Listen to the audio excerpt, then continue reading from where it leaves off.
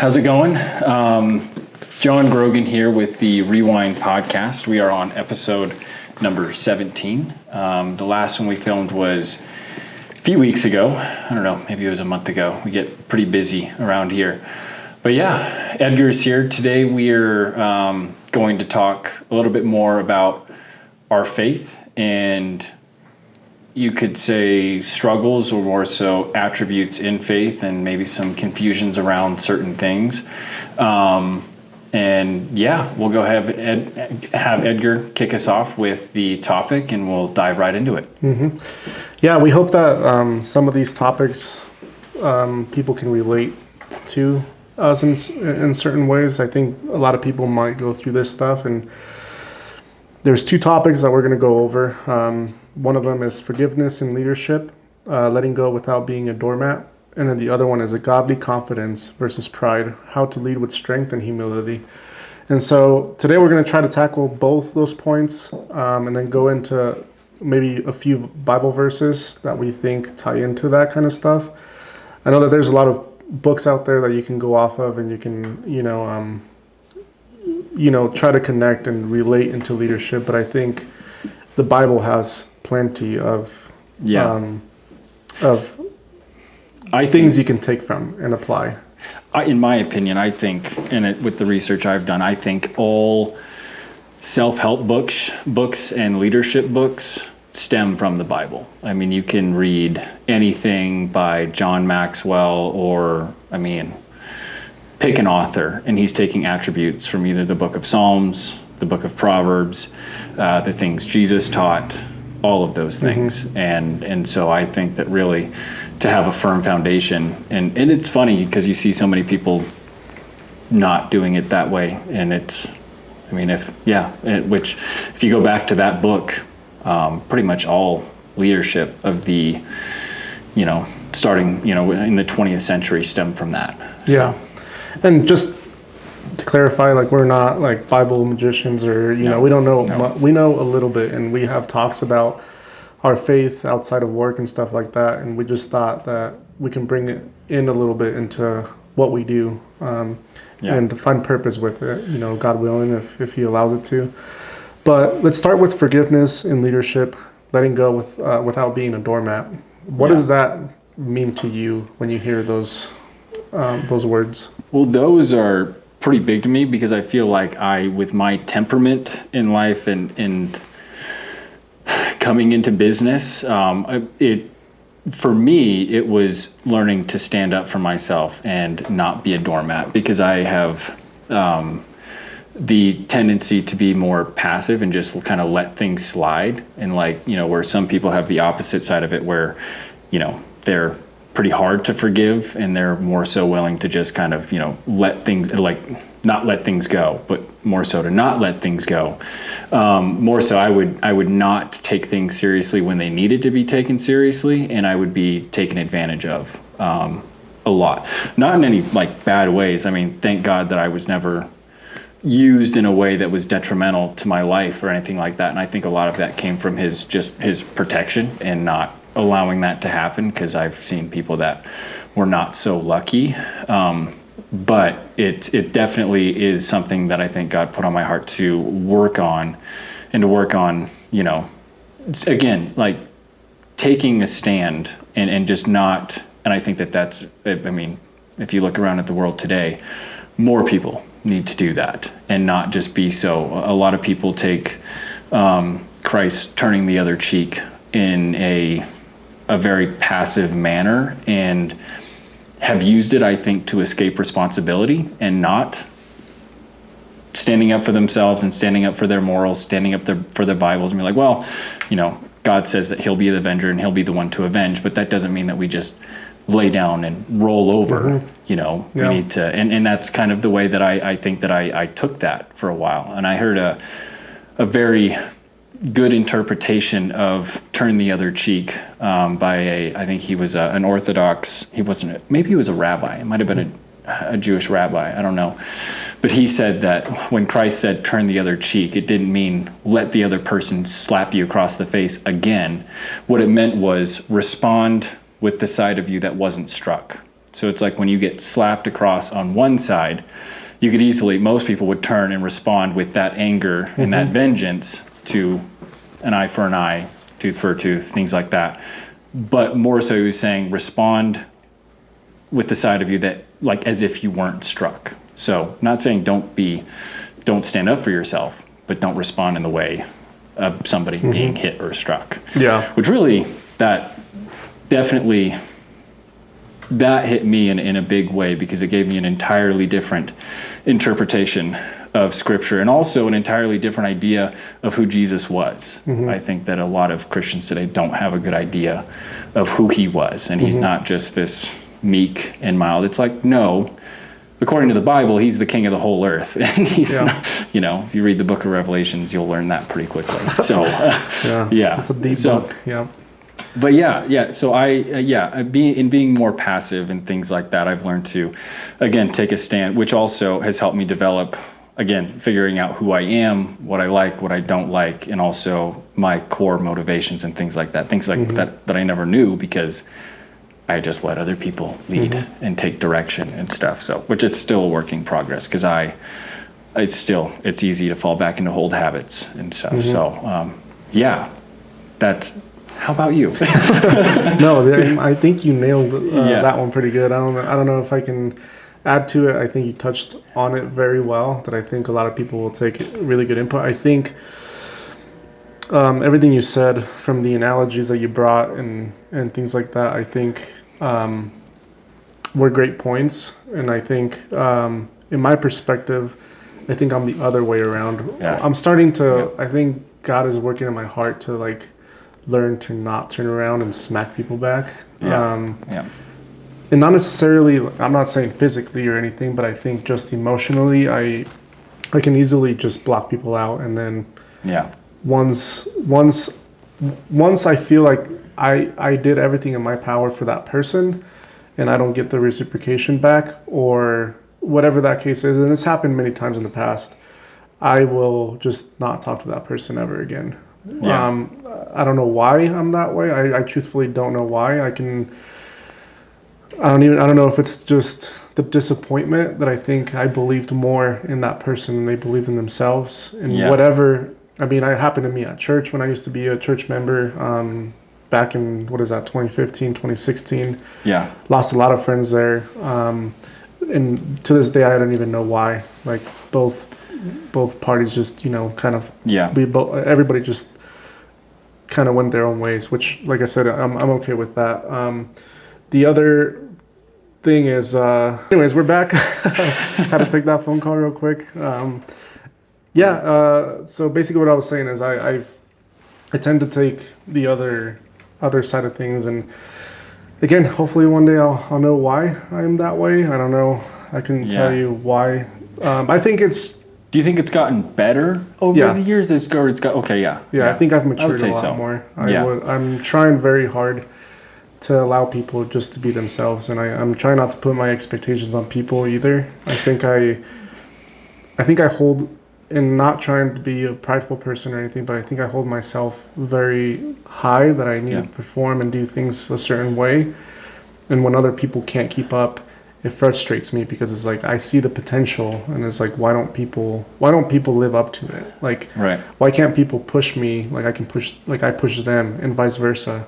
And I don't know if people sometimes maybe get intimidated because of whatever reason. I don't feel like I'm an intimidated person. I think I try to relate with people, and I mean, people buy into our vision and stuff like that, but not everybody succeeds, and it's okay. And I've accepted that, I have to let people learn and figure out where they need to belong, where they belong in this world in general. And so, I'll cut you off. Do you think, no, I was just going to say, because I think that's, two things. I think it's like a perfect segue into like the other side of things, like godly ambition and pride, like, and those two things. And like, do you think it's pride and it's more like a self thing that makes you disappointed in people? But we'll get to that, because I also want to say, because there's also another side of that where it's, again, not being too passive, where it's like you don't want to just because you can do that with people. And I think that we have done that with people that have come into the company where it's like you give them a leash too long and they just, you give, not to call people the devil because that's not the case, but for an analogy, it's like you give the devil an inch and he'll take a mile. And you hope that people wouldn't take advantage of those good graces to they mess up 1, 2, 3 times, you're out, but to give them 4, 5, 6, 7, because we've done that. I think we have been taken advantage of. So I think that that's a good trait to have, but it's just, in proper balance where it's not like, cut off, you're done. But do you think that people that can't keep up with you, that's do you think it's like a prideful thing that it's like? Oh, 100%. I don't think it's healthy for me more than anything. I think I need to just live in my own lane and enjoy life the way that I'm supposed to enjoy it and not think about what other people are doing. In regards to the competitive side of that I have is once I know something and I want to compete against it, I want to go hard. I want to be really good at it. When it comes to our thing is it's good to have competition, and I think I don't receive the competition, you want that budding of I do. I want to compete with someone that can outsell me, or whatever that is, or outperform me in whatever. I'm not good at everything, at all. Yeah. But I will try a little bit harder, and then usually you end up feeling like a winner. Yeah. It used to be that way, and again, it is a pride thing, and I think it's something that I'm trying to stay away from, and I've been praying about, because I need to just be more appreciative of what we have, and then just being grateful for the opportunities that we have, and not thinking that it's all my doing, and hey, look at me type of thing. It's more of I want to share the success. I want to, when I get certain leads, even if they're referrals or I knock a door with someone from the sales team and they're struggling, I give them deals. Right. I don't take it all. I try really hard to give, where efforts are given. But there's times where you just can't, give. One thing is people can talk and not act. Right. And that is my biggest, disappointment is when people talk and they can't back it up with actions. It's just talk, and I hate that. Yeah. And so, but that being said, I mean, I don't know if you have anything more about that, but I think it's a tough thing because I've we've been best friends for a long time now, and I think I've seen the progression of it and just seeing how you respond to certain things, and I don't think that in and of itself is a bad thing like that, because you have a lot of ambition for. Is that you guys? Oh, is that your? Yeah. I have no idea what the that Apple Watch. Okay. Oh. Keep going. I was like, who's talking? Yeah.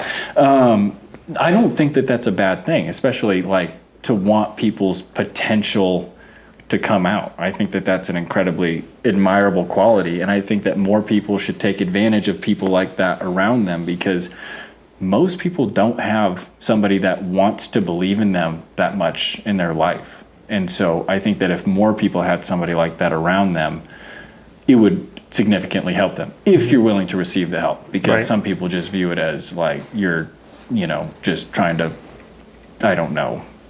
Yeah. They don't like that. They don't like that they don't like somebody on their heels, lighting the fire under them, keeping them accountable, and things like that. And so I think that weeds a lot of people out. But I think that, again, it can be seeing just the progression of our friendship, that it has, I think it can lead to animosity towards people, because it's just it gets to a certain point where you're like, what the heck, dude? I've done this and this and this and this and this for you, and you just didn't do anything with it. And so it can lead, and that leads to an incredibly bitter place. And it's happened throughout for many years. It's been different people, different scenarios. In our previous jobs, same thing. It's not a thing that we're living now. we're going to live it always. We're going to have Yeah. people that just aren't fit for roofing for the industry that we're in. But yeah, like you're saying, the way that we respond is like, I want us, I want us to be Yeah. really good, like really, really good. I Yeah. want us to really stand out in the community. I want us to push marketing like crazy in Arvada, Westminster, Thornton, all those areas that we've been kind of investing in. And it's like, how do we do that? Is we have to bring people in Right. that can communicate, that can perform and sell and hit goals. Because, you know, do I want to sell for the next 15 years? I'll do it.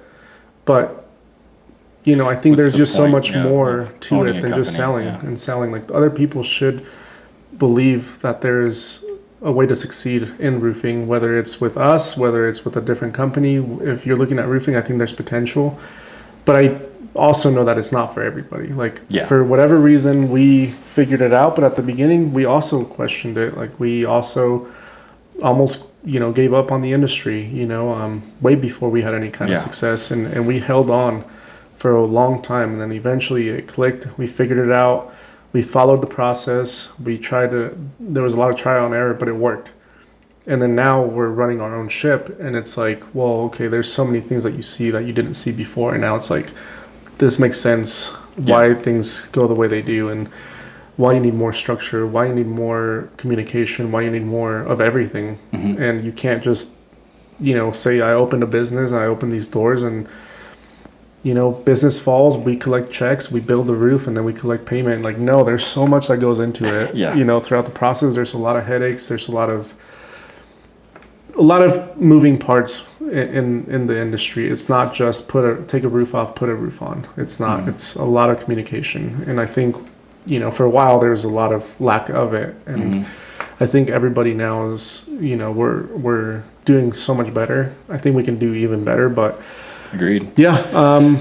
Yeah. But in regards to the topic of the, you know, letting go without being a doormat, I don't think we're I think at the beginning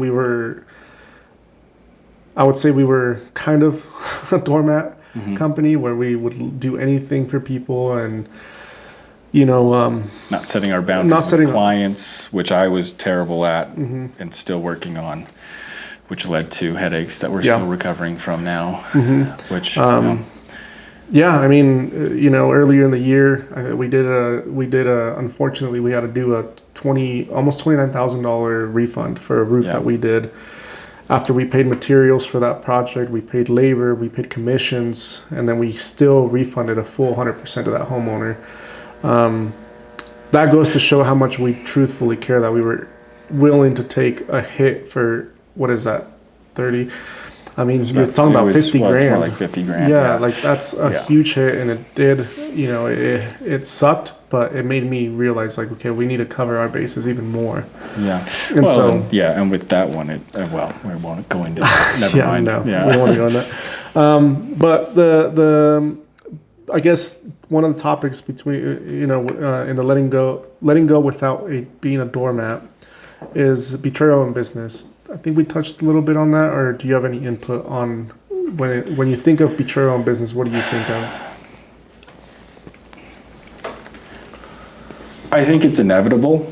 When we first started the company, it really didn't enter my mind because I was so, again, I don't like to think of, and maybe it's the passive side of me, but I always want to see the best side of people. And so I don't think I let that possibility enter my mind, which was a mistake on my part.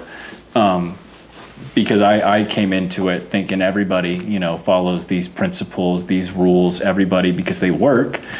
So I just had, you know, I thought that everybody did that. And then, like, just the more I got to know people in business and the more I got to just talk with people, and we've had even people come and work with us, people that we've hired, and you see their lack of integrity and how easily they're willing to, again, they're all talk and a big show, but just how easily they're willing to flip that switch and stab you right in the back or talk bad about you or whatever it may be. Like, people are, at the end of the day, you know, self-motivated, and they really do only think about themselves. And that I think hit me hard when we first started the company, because it's just, it's not wanting to look at the devil in the details.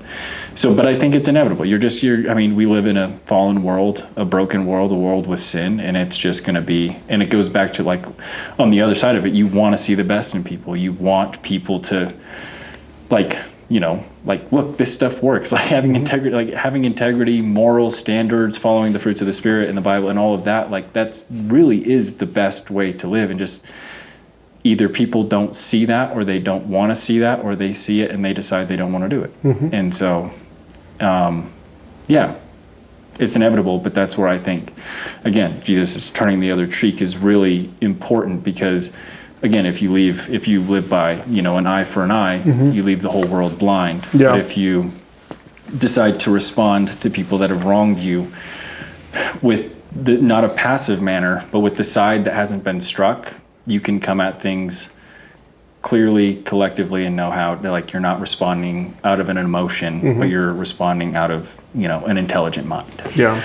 So Separates. Separates it's hard. Yeah. And I feel like a lot of times when things go south, or there's a relationship that doesn't work out, or whatever it is, there's always, on the salesperson, there's always an emotional, because we've invested into each other, and their only way to get to you is emotionally, attacking you.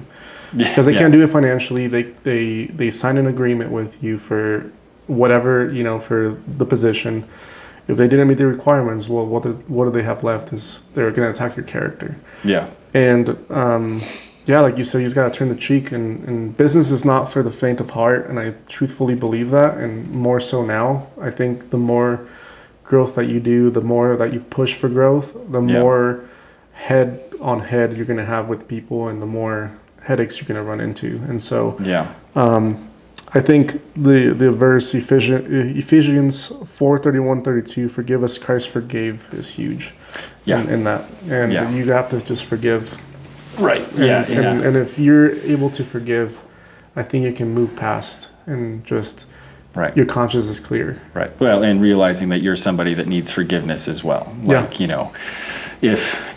not, and when I say those things, it's not like, I think that I'm some, superior moral being or anything like that. But I think that you have to keep that in mind, that it's like, I need just as much forgiveness as and everybody else. And thankfully we can have that through Christ.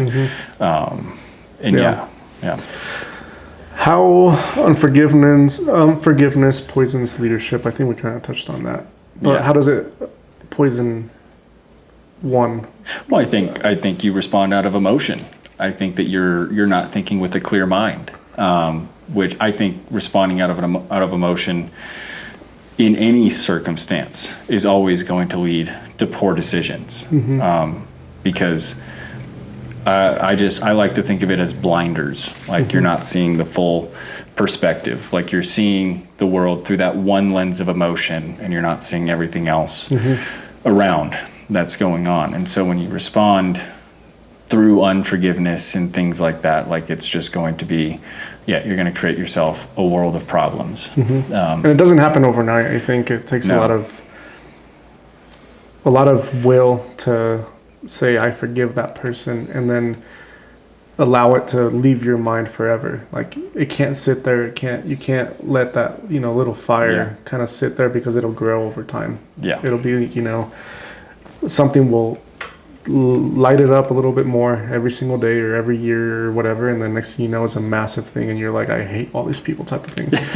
And you have to learn to forgive, no matter the wrongdoings, no matter if you were right, they were wrong, or vice versa. Whatever it is, you just have to forgive the whole situation and just move on. And I think that's where God will work in your life, in your business, in your relationships. He'll work. But if you have that resentment, I think it's where you might be stuck in a bind there. Well, and I think keeping in light, again, how much you've been forgiven, like it'll make it easier for you to, again, let things go. Because when you truly understand how much you've been forgiven for, it makes the wrongs that people do you like, oh, well, all right, cool, man, be on your way, wish you the best, Yeah. rather than letting it fester. Yeah. And trust us, guys, we're still learning. This is just things that I think we can relate on, because it is hard to not want to not forgive people for whatever. Yeah. But especially when they've taken a mental toll, it's very difficult. Yeah. Yeah. I guess it's another verse, Proverbs 4:23.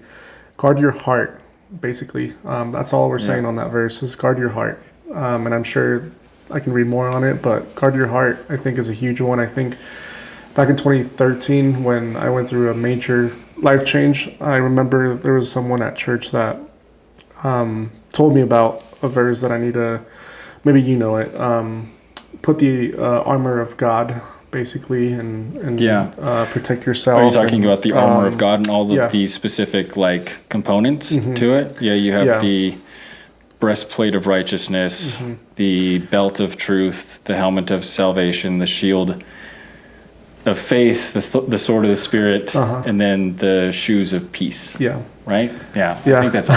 If I got it wrong, correct me. That's pretty close. Yeah. No, there's a lot to that as well. There's so many, again, we go back to, there's just so much in the Bible that you can take from, even if it's just a little piece from that one verse that says guard your heart. What does that mean to you? It doesn't have to be what is said in the Bible, but it can relate to you in whatever moment you live. Now, if we do it that way, we get into a whole, let me tell you my story, and we're going to go off this Bible verse. There's so much more theology to it that I would love to dive into, that, but I'd rather not, because I think we'll make time for those. We'll dip our toes into some smaller stuff. But what's your thought on that? Guard your heart. Well, I think the heart is the seed to the soul. And so being a seed, if you take what a seed is, it's into theology, there's also things in the Bible that connects the heart to the mind. And so, again, we'll have to dive into that, and I'll have to get my ducks in a row on that one. But whatever, what's the verse? It goes with the idea that out of your mouth will speak what's in your heart and your soul. And so your heart being the seed to the soul, the things that are in there are going to grow, and then they're going to manifest themselves in your actions and in your speech. And I think that we see that today perpetually with just, again, people being angry and bitter, selfish, prideful, arrogant, all of these things. If you let those things fester, they're going to come out. And so I think guarding your heart is guarding, I think it was Christ who said, what does it profit a man to gain the whole world but to lose his soul? I think that's part of it, is it's you can get rich in this world by being arrogant, prideful, all of the terrible, nasty qualities that we see in people. But at the end of the day, you'll lose your own soul. And I think that that's part of it, by not living by the fruits of the Spirit, love, joy, peace, happiness, kindness, forbearance, self-control. So if you're not guarding your heart and continually working on producing the fruits of the Spirit and meditating on those things, you will inevitably, it's not like you get an option. It's either or. You don't get an opt-out. You either get this one or you get that one. If you don't guard your heart, you will end up producing those things, and the things don't be what you sow. Don't be conformed to the world, but renew your mind in these things. So I think guarding your heart is that. It's guarding the seed. It's literally guarding your soul. Yeah. Well, the Bible also says, your tongue is a sword. Right. So if the seed in your heart is, a well-planted seed, your tongue will not be a sword. But, you got to be able to balance both of those things, because things you say will hurt more than inaction. It'll scar somebody for the rest of their lives. Yeah. And I think that's, like you said, you got to protect your heart. That way you don't hurt someone. Right. That's maybe just my based off what you're saying. I think that's right. Yeah, I think that's right. Going into the next point, and I think that one will be pretty good is godly confidence versus pride. How to lead with strength and humility. What does that mean to you? I think you should take this one. I think you should start us to off lead with on strength this one. and humility? Yeah. Rather than pride. Well, when I think of leading with strength, it means to me confidence ties into not being a doormat, and then just being grateful and having grace in the process. I think there's different types of confidence. There's the one confidence I think that you can lead and show strength because of your weaknesses, and you're maybe arrogant, you're very self-motivated, you're money hungry, you're always flexing things that you probably can't afford. But then there's the other side. It's like you can lead with strength, but what kind of strength is that? I think it's a spiritual one where if you walk in a room, you don't have to puff your chest out. People could just feel you're kind of, when you walk in a room, they can feel the strength that you carry, and not because you're sorry for the word, but a dick, but more of I respect that guy because he takes care of me, or I respect that guy because he shows strength, confidence, and he's just a nice person. And so I think there's two different things, different ways to lead there, but it's a hard one because you want to lead with strength, but sometimes your sinful nature will take over and say, I need to lead that way, but then you want to be conquering. You want to say, I want all this stuff, and I want to be successful, and I'm going to show off this, I'm going to show off that. And then there's two different ways, I think. What would you think? Because I think there's similar aspects to both of them. Like there is something like, I guess, to flaunt, not to flaunt, but like to show people, like you want to show people, like, I think that with both pride and say a godly leadership, like there are both qualities that you want to showcase. Mm-hmm. What would you classify pride in your mind as? Like what does pride look like?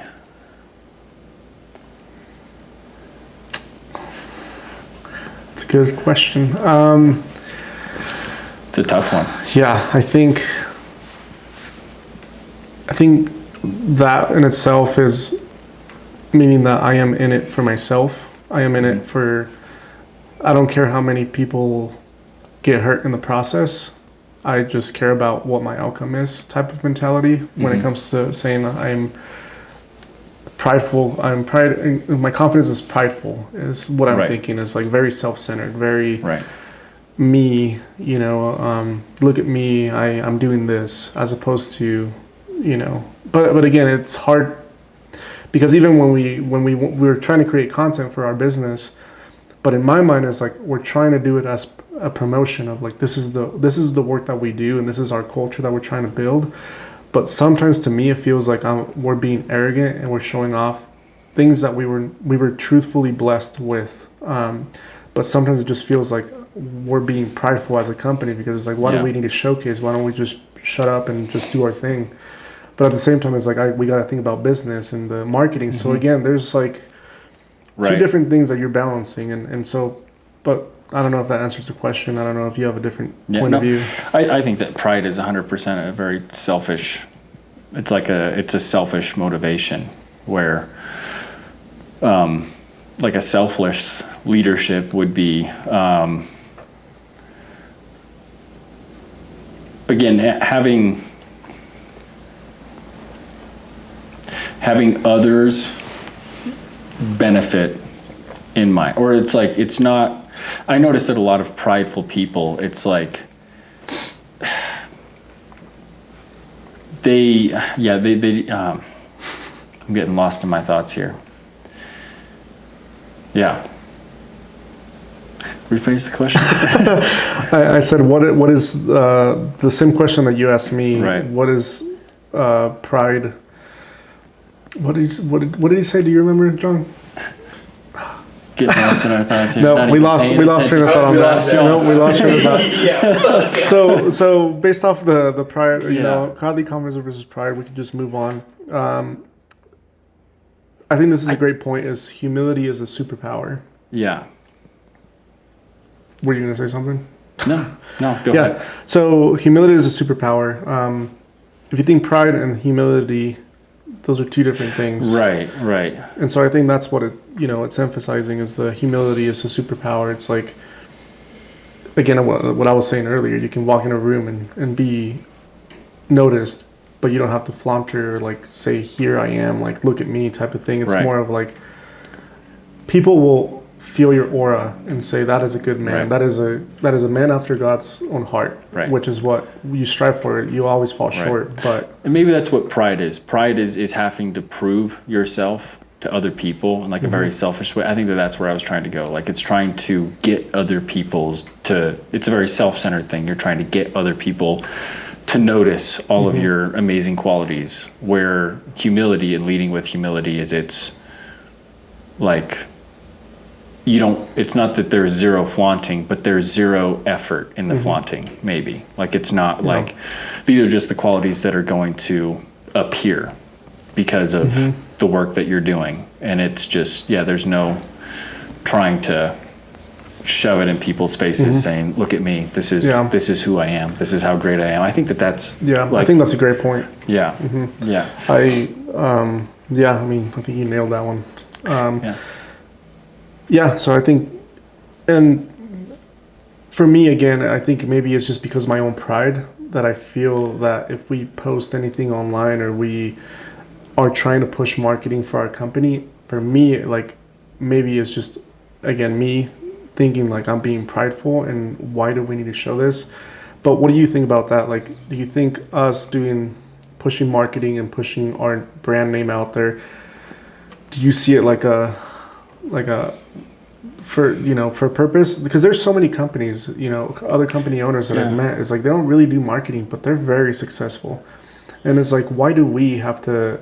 What is it about our knowledge that we need to create a podcast, or we need to share this video about a roofing nail that's 1 1/4 as opposed to 1 1/2? Like, why does that even matter? It's a valid question, and I think that's a great question, because I totally, like, I think that if you're relying on God, we won't ever have to worry about what comes our way, like the business that comes our way or anything like that. I think that and again, this could be a lack of faith, but I think that it might be inevitable in today's day and age to succeed in business, which, again, this is kind of counteracting what I just said in my last statement, but it's like, with today's day and age, this is where everybody's at. Everybody's online. Everybody's doing these things. And so the business side of me, and I think,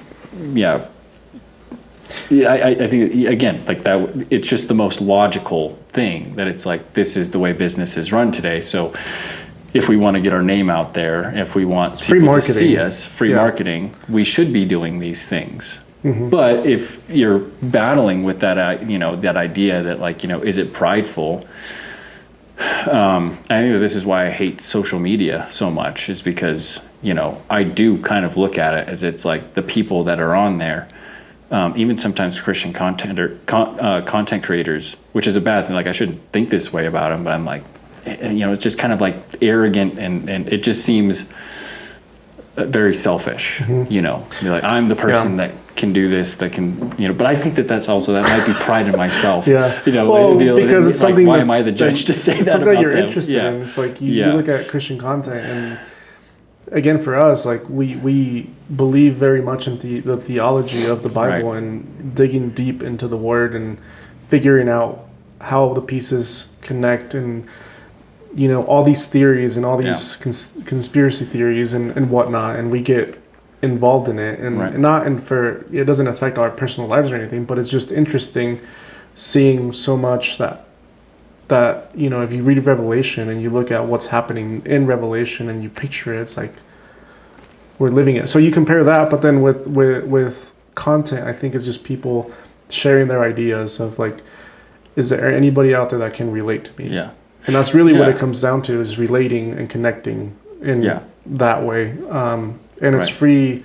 Again, you can become, viral and then become very famous for one comment. Like, you never know. Like, it just takes one viral thing to take off, and then you're officially, famous, which is not what we're pushing for. We're just trying to push what we believe. we are being called to do. But I don't think it's a wrong thing to want to post and advertise and Yeah. things like that. I think it definitely depends on your motives. Like if you're trying to get rich quick, get social media famous and stuff, that's definitely a poor I think that's a selfish motive. I don't think it's one that God supports. But in the book of Psalms, no, it wasn't Psalms because David sold Psalms. I think it was Ecclesiastes. King Solomon said basically, put yourself in many ventures, like have many different ventures, because if one fails, you have these other things going at the same time and stuff. Like a wise man, invests his money in multiple things, not just one thing, because if the one thing fails, it could be, you have these other things to have and to rely on. And so again, I think that the motive behind it is everything, and especially if you're doing it, from a godly side of it, where it's like, I'm just trying to, maybe I have something in my mind that somebody can relate with, and get them through the next day, or help them in business, or help them in their faith, and you want to share it for those reasons. Absolutely. But I get your idea behind, again, why do we have to do this, when there's other companies out there that are succeeding without it? I just my own thoughts when I'm driving my truck, for long periods of time, go like why do we do certain things? I always wonder It's a lot of why. work. But it's weird because I will push for it, and John Cuddy knows we'll push for marketing and stuff and come up with ideas. But I have moments where I question myself. I'm like why are we pushing what we're pushing? Like what are we trying to accomplish? What is the ultimate goal? And I think about those things even with our the things that we're going to be doing here in the near future with marketing and all this stuff. I'm like, what is one, generate more business, but it just seems very empty to me. I don't know why it's been more that way recently, where I'm like, there needs to be more to this than just another sale and another roof. And I don't know why. It's just been a very and I've been diving into the word more, and I've been praying a lot more. And so I'm just thinking is God challenging me to expand my mind on better ideas that are more centered around him than whatever profit we have to make off of a job, because we're trying to keep people on payroll and do all this stuff. It's a good thing, but at the same time, it's in any business, what's truthfully the route that you're pushing that one thing. And especially for me, I don't know why the marketing side of things, I'm like, it just feels it's I'm not trying to make it seem like we're flexing on anybody or anything. I'm just trying to get our company out there to generate more business. But to me, and maybe it's an insecurity, my faith isn't strong enough, so I'm overthinking things that are going to benefit the company. Yeah. So I don't know. It's a whole thing in my mind, dude. Clearly. Yeah. Because I'm not a huge social media person and I don't really like it in general, I don't think about those things.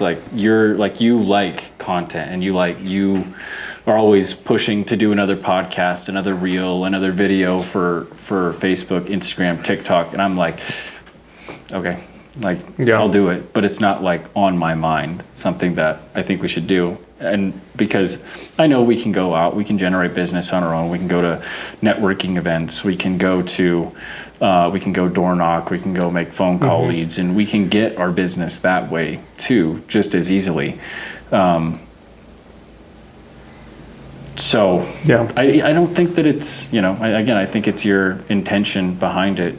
In regards to if this is it, we definitely need to expand our vision for, I think, the company's purpose. While we are a construction company, we are, that's going to be tedious day to day. That's probably never going to change, other than the types of projects that we'll do.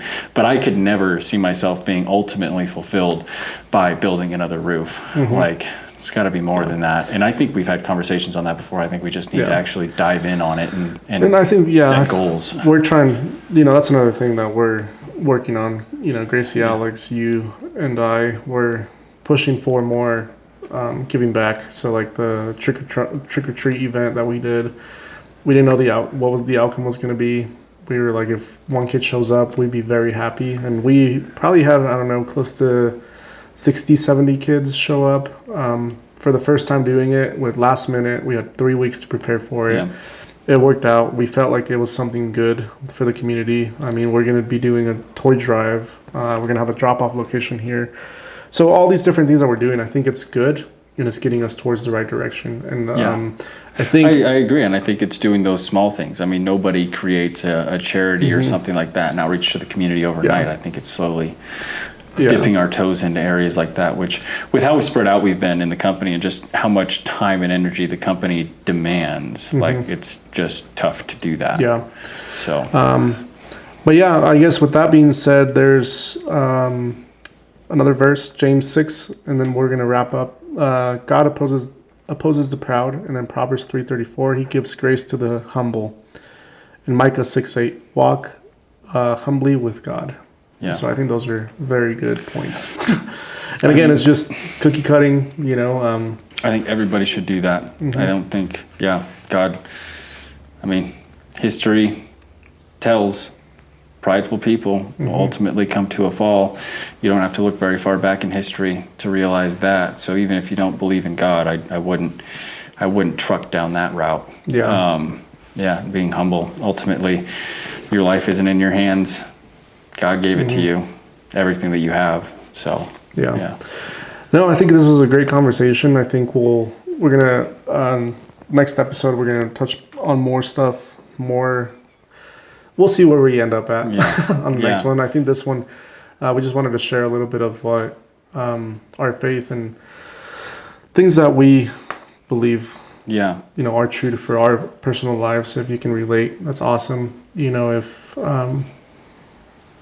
you get a good golden nugget out of this, even better. 100%. Again, we're two young, dumb kids that started a roofing company, not even knowing what we were getting ourselves into. And now we're a few years in.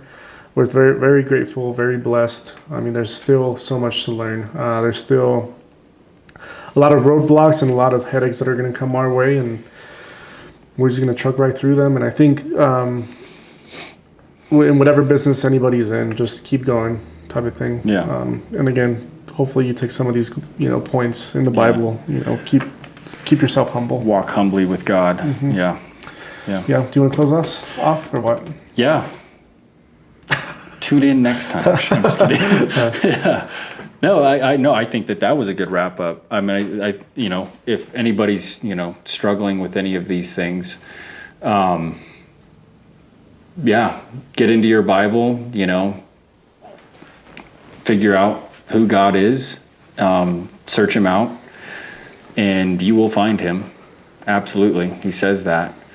And then he'll help you out from there. I can't do much after that. So done. So we'll catch you guys on the next one. Yeah. All right. See you.